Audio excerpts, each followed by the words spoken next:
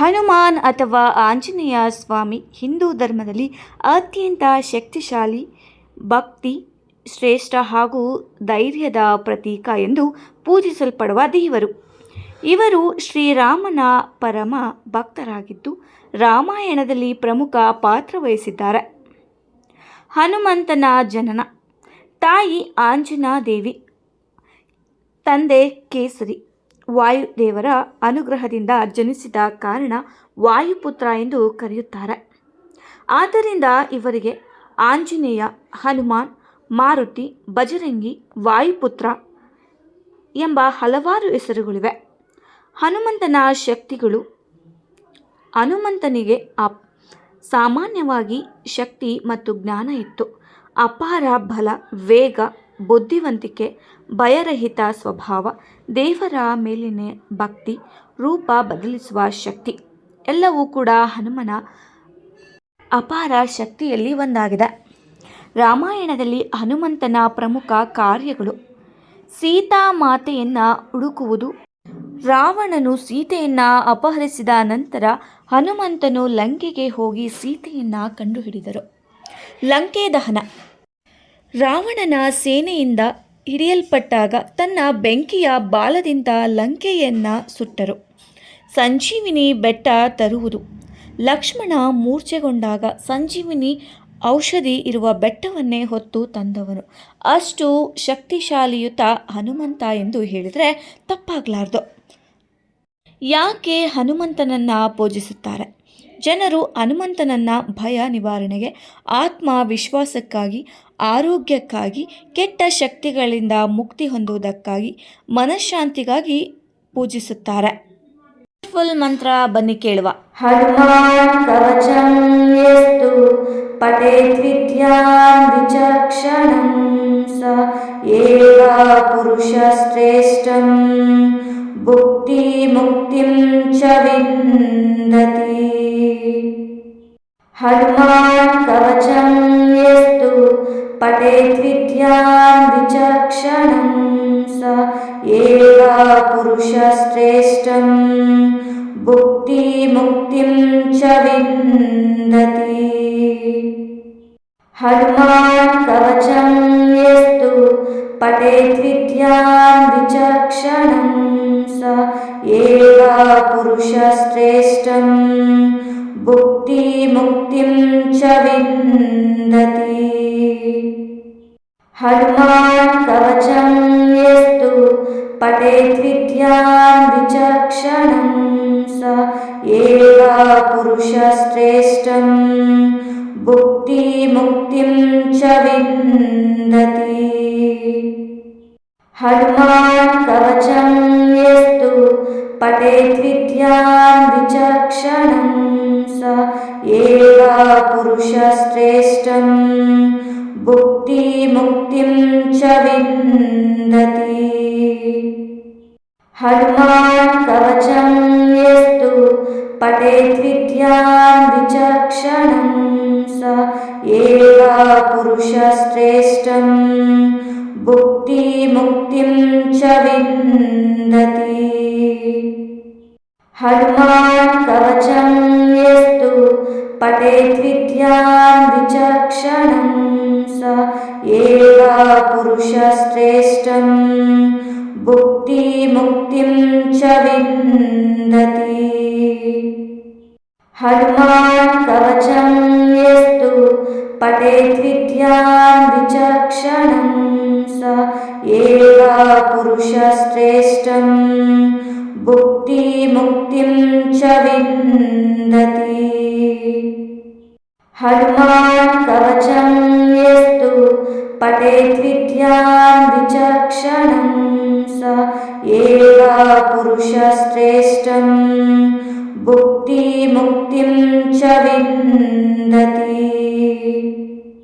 ಹನುಮಾನ್ ಕವಚಂ ಯಸ್ತು ಪಠೇತ್ ವಿದ್ಯಾಂ ವಿಚಕ್ಷಣಂ ಸ ಏವ ಪುರುಷಶ್ರೇಷ್ಠಂ ಭುಕ್ತಿ ಮುಕ್ತಿಂ ಚ ವಿಂದತಿ. ಹನುಮಾನ್ ಕವಚಂ ಯಸ್ತು ಪಠೇತ್ ವಿದ್ಯಾಂ ವಿಚಕ್ಷಣಂ ಸ एव पुरुषश्रेष्ठं भुक्तिमुक्तिं च विन्दति। हनुमान् कवचं यस्तु पठेद्विद्यां विचक्षणं स एव पुरुषश्रेष्ठं भुक्तिमुक्तिं च विन्दति। हनुमान् कवचं यस्तु पठेद्विद्यां विचक्षणं स एव पुरुषश्रेष्ठं भुक्तिमुक्तिं च विन्दति। हनुमान् कवचं यस्तु पठेद्विद्यां विचक्षणं स एव पुरुषश्रेष्ठं भुक्तिमुक्तिं च विन्दति। हनुमान् कवचं यस्तु पठेद्विद्यां विचक्षणं स एव पुरुषश्रेष्ठं भुक्तिमुक्तिं च विन्दति। हनुमान् कवचं यस्तु पठेद्विद्यां विचक्षणं स एव पुरुषश्रेष्ठं भुक्तिमुक्तिं च विन्दति। हनुमान् कवचं यस्तु पठेद्विद्यां विचक्षणं स एव पुरुषश्रेष्ठं भुक्तिमुक्तिं च विन्दति। हनुमान् कवचं यस्तु पठेद्विद्यां विचक्षणं स एव पुरुषश्रेष्ठं भुक्तिमुक्तिं च विन्दति। हनुमान् कवचं यस्तु पठेद्विद्यां विचक्षणं स एव पुरुषश्रेष्ठं भुक्तिमुक्तिं च विन्दति। हनुमान् कवचं यस्तु पठेद्विद्यां विचक्षणं स एव पुरुषश्रेष्ठं भुक्तिमुक्तिं च विन्दति। हनुमान् कवचं यस्तु पठेद्विद्यां विचक्षणं स एव पुरुषश्रेष्ठं भुक्तिमुक्तिं च विन्दति।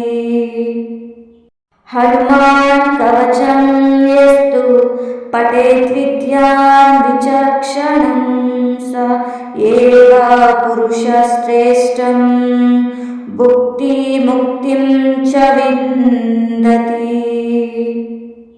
हनुमान् कवचं यस्तु पठेद्विद्यां विचक्षणं स एव पुरुषश्रेष्ठं भुक्तिमुक्तिं च विन्दति। हनुमान् कवचं यस्तु पठेद्विद्यां विचक्षणं स एव पुरुषश्रेष्ठं भुक्तिमुक्तिं च विन्दति।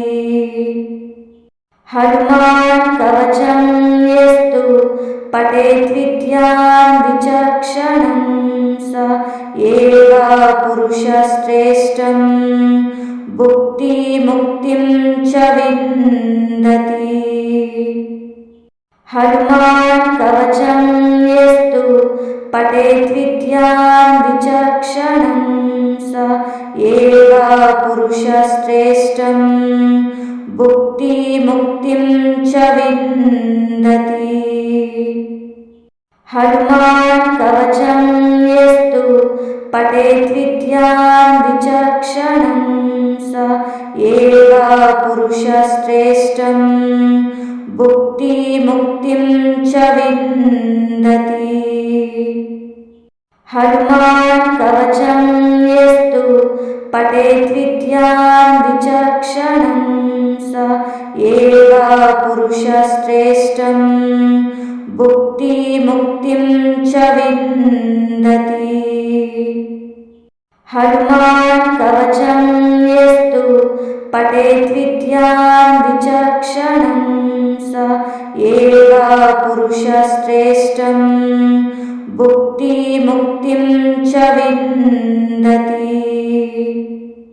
हनुमान् कवचं यस्तु पठेत् विद्यां विचक्षणं स एव पुरुषश्रेष्ठं भुक्तिमुक्तिं च विन्दति। हनुमान् कवचं यस्तु पठेत् विद्यां विचक्षणं स एव पुरुषश्रेष्ठं भुक्तिमुक्तिं च विन्दति। हनुमान् कवचं यस्तु पठेत् विद्यां विचक्षणं स एव पुरुषश्रेष्ठं भुक्तिमुक्तिं च विन्दति। हनुमान् कवचं यस्तु पठेत् विद्यां विचक्षणं स एव पुरुषश्रेष्ठं भुक्तिमुक्तिं च विन्दति। हनुमान् कवचं यस्तु पठेत् विद्यां विचक्षणं स एव पुरुषश्रेष्ठं भुक्तिमुक्तिं च विन्दति। हनुमान् कवचं यस्तु पठेत् विद्यां विचक्षणं स एव पुरुषश्रेष्ठं भुक्तिमुक्तिं च विन्दति। हनुमान् कवचं यस्तु पठेत् विद्यां विचक्षणं स एव पुरुषश्रेष्ठं भुक्तिमुक्तिं च विन्दति। हनुमान् कवचं यस्तु पठेत् विद्यां विचक्षणं स एव पुरुषश्रेष्ठं भुक्तिमुक्तिं च विन्दति।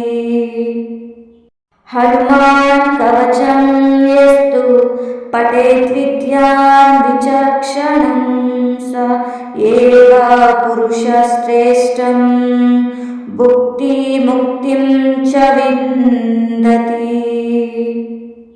हनुमान् कवचं यस्तु पठेत् विद्यां विचक्षणं स एव पुरुषश्रेष्ठं भुक्तिमुक्तिं च विन्दति।